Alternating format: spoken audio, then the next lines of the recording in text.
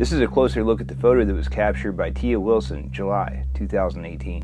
So we're getting ready to go camping, and my husband set the game cam on the edge of the tongue of the trailer over here, pointing towards the house. We're trying to get the fox that's been eating our chickens.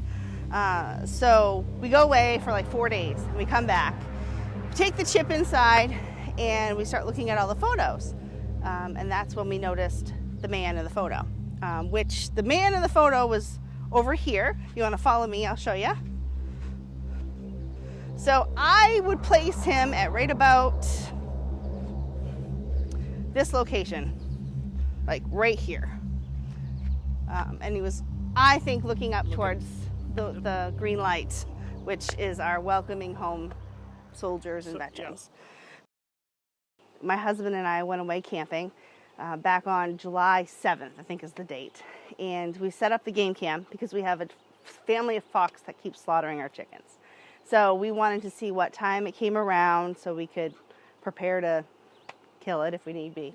Right. So when we got back, we were going through the film, and as we look at the pictures, we delete them as we go because we always reuse the SD card. And we came upon this picture of what appeared to be someone in our front yard.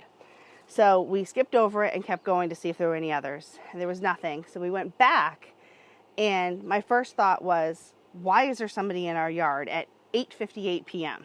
when we're not home? And it kind of freaked me out. And the more you look at it, I thought it might have been my son with his fishing backpack on, and my kids were not here that weekend.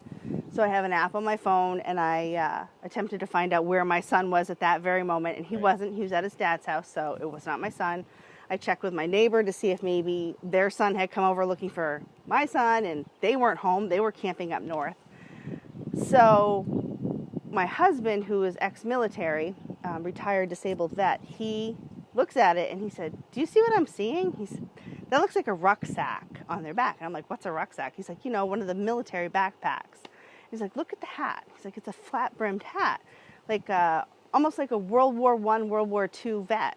Right. And I'm like, "Oh my God." So we call the kids down. We're like, "Guys, look at this. What do you see?" They're like, "What is that? That looks like a military guy." And so we go outside.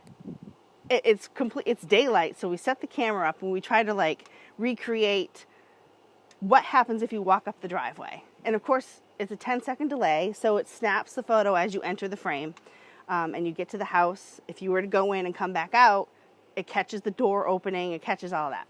So we immediately ruled out the fact that somebody walked up our driveway because we would have caught more than one photo of that person.